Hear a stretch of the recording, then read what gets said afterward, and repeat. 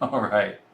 Um, Good morning, everybody, or good evening, wherever you may be. We're live. And Kyle, how are you today? Excellent. Thank you, Ken. Great to see you. Great to be back here at Digitized Live, unlocking our digital potential for season 3, episode 5. Amazing. Been big week, huh, Kent? I've had like 100 meetings, and it's Wednesday, so yeah, it's a good thing too. It's been a very very productive week, exciting all around. Really happy about the way a variety of projects are going, the way people are getting learning how to operate in a pandemic driven world. Even some opportunities for my children to interact with their peers this week. That's been really fantastic, and finding ways to do all those things safely is just great. Yeah, exactly. Exactly. It's been a big one. It's been a big one. So we have a big show today. Shall we kick into our biggest observations of the week since last week? What are some of the things that are on your mind, Kent?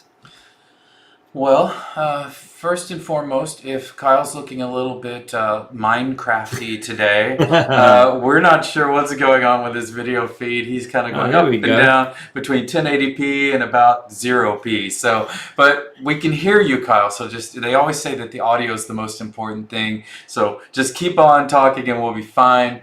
I think this week for me, I almost just hinted at it already. My number one observation is that as more and more cities, states, counties are making progress, some are backsliding with the pandemic. But what I'm seeing across the board is almost like a waking up again, where commerce is starting to flow, even in spite of the pandemic and in a safe way. And so I think that for me, that's just, I don't know, I just find myself thinking about it all the time. Now, the other the other flip side of that is I think that's a very positive thing, that we all figure out how to operate in this world, right? If it means we wear a mask, if it means we stay home a little more, if it means we don't have large social gatherings, whatever it is for each person and group of people.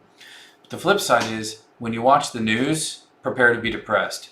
It's always been bad, but right now, watching the news is literally the most depressing thing, but I feel a social obligation and a familial obligation to do so. So, not to end my part of the observations on a bad note, but digitization is continuing to grow and improve and impact everybody's life. The way they're handling that with the news is not very fun. But the positive side is that from a societal standpoint, I'm seeing a lot of things start to move just across the board. So that's very exciting. Yeah, one of the things I would build on what you're saying that I would desire or wish for are alternative news and media systems to rise up. I'm personally following a lot more where I think there's the general public are disappointed with the way that the main news and media outlets are handling a lot of news over the last long while.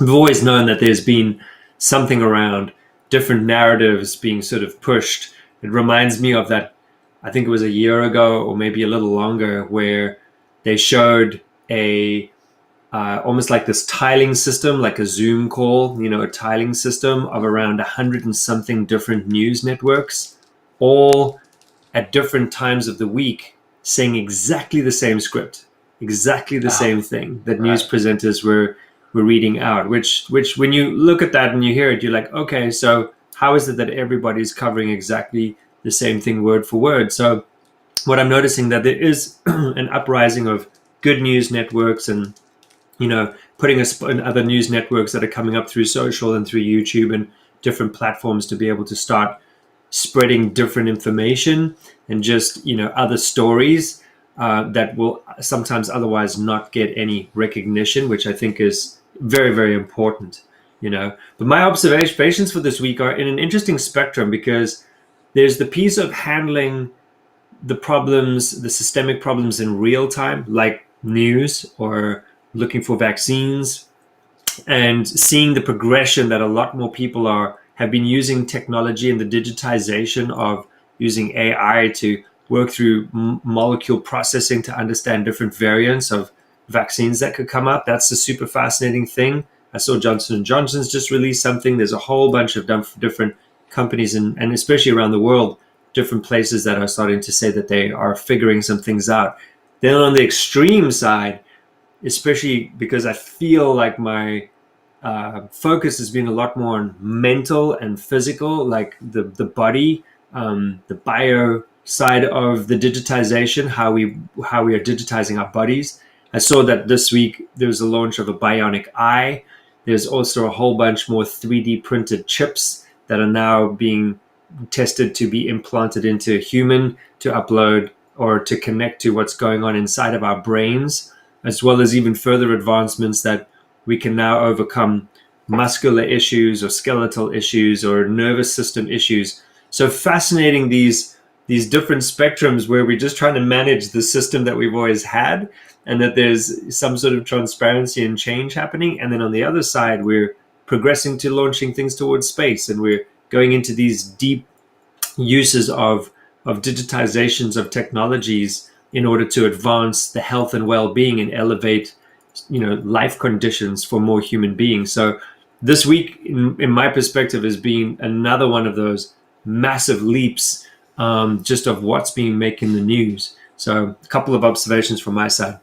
Yeah, I attended Singularity University back in 2013 in March, and that was a big eye opener for me about a lot of exponential technologies, and I already had known of a lot of them. I was aware, but I did not quite appreciate just how fast they were progressing. And now you fast forward to 2020 and all the stories that you just mentioned. It is fast. I mean, the pace at which these things are coming on, the amount of and most importantly, when you talk about something like an AI chip, a bionic eye, some sort of processing opportunity. NVIDIA's release, we talked about a while back about the new GPU, which, by the way, isn't just for games. Far from it. That's actually now one of the most sophisticated GPU platforms on the planet for deployment of artificial intelligence algorithms, right? So and then when you look at the intersection of all of these, that's where it gets insane, because when you start to combine 1, 2, 3, 5 of these types of breakthroughs and changes, that's when you get faster than exponential growth in specific solution areas. And so we've seen that over the years in spaces like solar energy production, energy battery storage, which has led us to have cars now that can go a million miles with a single battery and cost $37,000, which, granted, not a small sum of money, is kind of a miracle for that degree of technology, when you've effectively compressed the entire capabilities of a data center on wheels, given it eyes and the ability to drive itself while, I mean, it just, I could go on and on. It's crazy. But then, we were talking in the pre-show, Kyle, about how content producers are being producing content has become a necessity, right? And you and I have spent lots and lots of time talking about this. I think we'll even address some of our insights or techniques or things like that in future shows. But what's also happening is something you brought up to me, and I really want to hand this back over to you to talk a little bit about, even some, if you want to, some of your own experiences, and then things that we've been seeing out there, in that these content producers, being able to produce content is becoming critical. Like, you must learn to do this, to digitize yourself. So on the axis of digitization, we must do this, right? We've done it. We do it every day. Now, sometimes you put all that effort in, you learn how to do it, you become proficient, and then with completely no warning, you even build a large subscriber base of viewership, people that want to hear what you have to say, want you to do what you do, and then one day you wake up and your YouTube channel's banned, or your Twitter account is turned off, and you have no idea why. No one reached out to you, no one told you they were going to do that. We talked about some ways even to mitigate this last week, but I think getting a little deeper on that today might have been one of the topics we want to discuss, and you had some really fascinating insights around that. Over to you. Yeah, there's there's something I think that is happening where, if we're talking about the concept of censorship, that I think that the big thing here is that what is our contract in society around freedom of sharing creativity and thought? And what's very interesting is there's a fine line between, I believe that there's a fine line between what I think some folk would believe to be um, manipulating information versus art. There's a fine line there. There's also the freedom of creative expression and opinion. And I know that there's a big rise of things like fact checking. And if you really break it down, there's something interesting. Like if you think about what we just talked about at the start of the show, is I think there's a rapid ascension of experimentation going on in the world. And we're also caught in a very interesting place where, if we're trying to create the future that we want to live into, and if we're trying to disrupt the system that we've always had, we're going to push up against the architecture of those that are defending legacy and heritage. And when you're defending legacy and heritage and saying this no longer serves the masses, it only serves a select few, if those select few have a lot of power and they can see that maybe their comfort or the ritual of what they've been used to experiencing or receiving is going to get disrupted, there is a very hard defensive system, I think, that comes into play. It kind of becomes a little bit like war, which is like, well, I don't want to budge from my position. The rest of the world wants to keep moving. And I think for us, like content creators and Imagineers and people that are striving to solve global challenges that have existed for centuries, or that we're looking to now create the concept of abundance for all, or we're trying to elevate and overcome radical crises. Like I saw on the news today or yesterday that I think in Times Square, they've put a countdown on. I mean, it's quite symbolic, but they've put a countdown on where I think it's 7 years and something until we have crossed over the point of no return for the ability to reverse the effects of climate change, which means that the world will increase by a whole 1.5 to 2 degrees. And what's interesting is that it's to say that there's no turning back now. It's like any decision we make from today moves us forward towards a world that we want. And in order to move us forward, we have to challenge beliefs, we have to challenge perceptions, we have to challenge status quo, we have to challenge the current system. And I fundamentally believe that the rate and speed of change that you were just talking about, Kent, that the system we have no longer can support the level of change that is happening and the level of disruption and expansion, which is why when we talk about decentralized networks and we talk about agile methodology and we talk about network effects and crowdsourcing and more autonomy of leadership and leading without authority and all these interesting terms that are coming up, is saying, well, if you are trying to break down the centralized command of information and decision making in this planet to distribute that across more people, the reason why I think it's important, one, of course, there's going to be chaos, there's going to be anarchy, it's not going to be perfect because we haven't done it properly before. So we are in such an interesting phase of invention, and we're in such an interesting phase of discovery, and I think it's freaking some people out. And then it's also inspiring some to push even harder to create what is, to create what is going on in the future. And I think that censorship, the concept of censorship, now that we're moving up to platforms and that we're moving up to, spaces where there's more freedom of speech and there's more creativity going out, it becomes harder and harder and harder to handle. It becomes harder to manage. And so I think there's this very interesting thing going on now, which is, what is it that we're actually trying to control? And if we're trying to control it, what are we trying to control this thing towards? Or what are we trying to control it back to? Versus what is actually happening right now that is moving the world forward. So not sure if you got thoughts on this one, Kent. I'm sure you do. But the thing here for me is that I think censorship is an interesting conversation because it's also pushing on another value pillar, which is showing up in many organizations for the ones we're doing MTP work or purpose work or vision work, which is the concept of transparency. Why are you doing what you're doing? How are you doing it? Will you actually be honest and expose your thought processes, your structures, your profits out to the world, so that there is transparency on your intentions.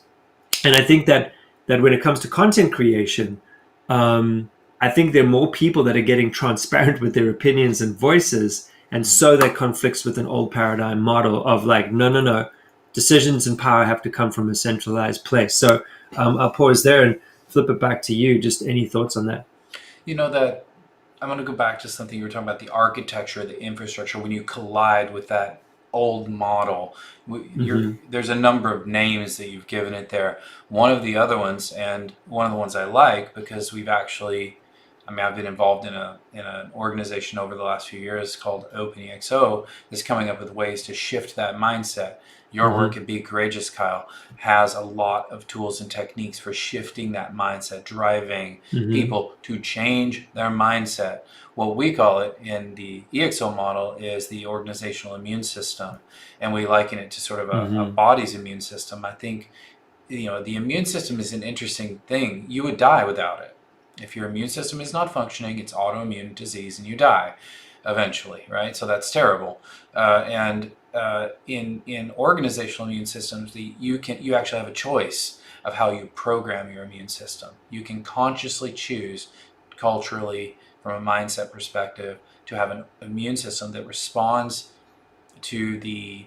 Now I know the good and bad is subjective, but I'll just go ahead and use it anyway. But the immune system can be programmed to reject the bad, which is not change, by the way, but to reject the bad and to accept the good. So what do you want to say is good and bad in your organization? And many of the things that you talked about being more concerned, that we have a planet to live on in 7 years or in 10 years or in 30 years when our children are coming into their primes. I think that considering how you program that immune system so it does not completely reject positive change. And boy, I'll tell you, I've just had one of those weeks where, I've had so many meetings and so many positive things. Also, that comes with negatives as well. They all do. And some of the things I've heard people say, people who I know really are thoughtful. I'm just like, what did you mean by that, right? Which is the way that I approach that. I don't just immediately go, oh, no, and point the finger, oh, you're wrong. No. I was like, okay, what did you mean by that? And I found that particular approach can pierce through that, can open up the possibility of finding a middle ground. And then also it can be a way of mitigating a negative immune system response to something that you hope will change. So that's the thing that sort of comes out of my mind overbearingly about what you said there, Kyle. Yeah, I'd like to make a challenge out to our viewers, and for those that are going to watch the rerun of this one, or if you watch this in a year from now, time marking that this was, in the last quarter of 2020, or almost, second last quarter of 2020, is that it's our responsibility now to challenge our beliefs. I really do, and I think to challenge the system. Digitization, which is the essence of the show, so I'm not coming at this from a political perspective, but coming at this from what tools and resources are becoming available to all of us on a daily basis. It's a tool set. Like you are just getting a fast track with the digital tools that are available, with the digitization of everything around us. Like we were having a conversation with one of our digitized partners, and she was talking about how she basically plugged the internet into air, which was meaning like she was trying to get data on what kind of air her and her family were breathing. And Kent, you've got a fantastic website that we've been using amongst our crew over the last several weeks to monitor the air quality here in San Francisco and in Marin County, so that we can go out and live the lives that we want. But because there are sensors that are analyzing the air and they're connected into the internet and they're on a platform in real-time data and analytics, and then those real-time analytics could plug into an air purifier that's in your house, which connects to an app on your phone, you're getting real-time data. So basically, like the air around you is being digitized. There we go. Yeah. Just if you look up here, so the air is being digitized. Now, this is an incredible tool. You have immediate insight into how to optimize your health, optimize your decision making, be a better parent, be a better community member, help your teams and anybody that you're working with. If you were going to go meet somebody in terrible air quality conditions, although you can see it, sometimes we don't always know. It might be deceiving what's out there. But the digital tools are exposing new opportunities for us. They're empowering us with data. They're empowering our decision making. So what that puts back on us is a responsibility to choose really thoughtfully, as Kent was saying, and to really lean into the future differently. And I think that what is starting to get exposed is what is archaic and old and not serving of everybody, and what is new and interesting and serving of everybody. And that starts to displace where the power balance comes in everything that we do. And it starts to get us checking our ego. It starts to get us checking our intentions.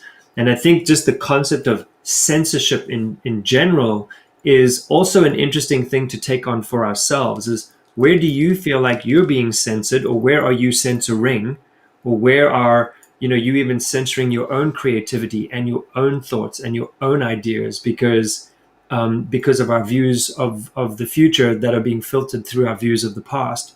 And so with digitization, just like the things we talked about, I just saw in Tesla's battery meeting yesterday, they're about to bring the cost of batteries down to, so I think it's within the next 2 years or 3 years. By 50%.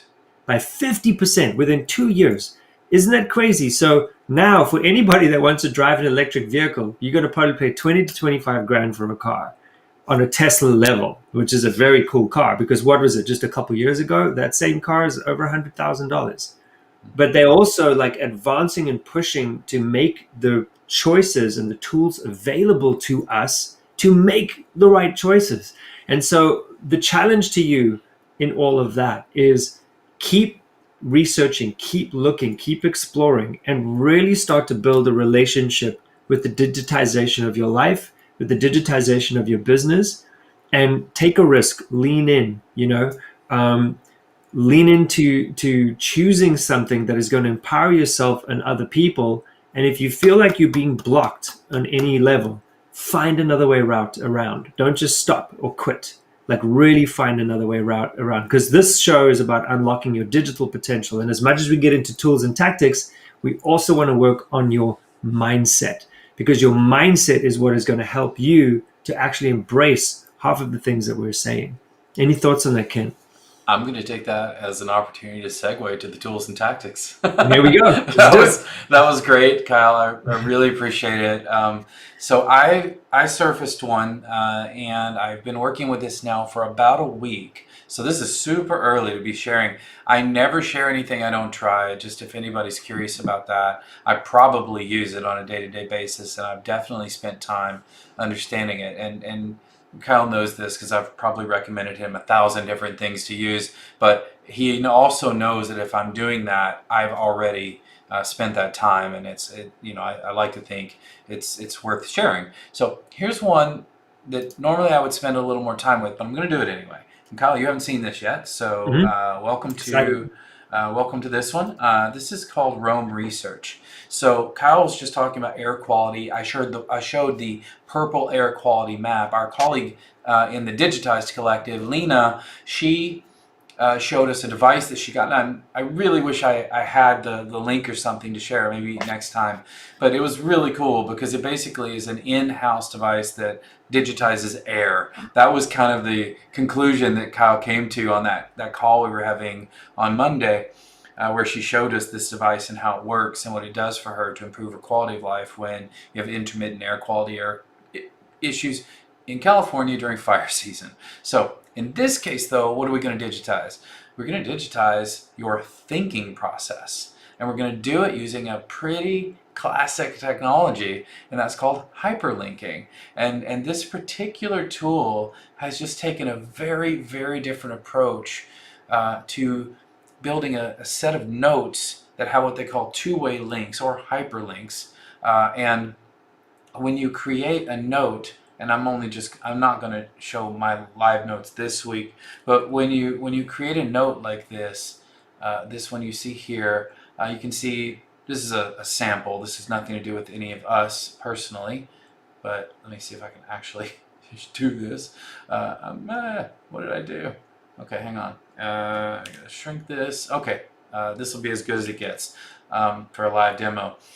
Here you can see someone typed 8:45 and then daily goals, and they put it in these 2 square brackets. What that does is it turns that little snippet of text into a full-on document. And then you can double click that, go into it, talk a lot more about your daily goals, do to-dos, that kind of thing. And then maybe you have dinner, or maybe you go to a meeting, or maybe you're working on a grant proposal like this particular sample. You put a few notes in, and then you double click into grant proposal and create that. And then in the grant proposal, maybe I talk about Kyle. So I'll put Kyle Hermans, and I'll put him in brackets. That creates a document about Kyle Hermans.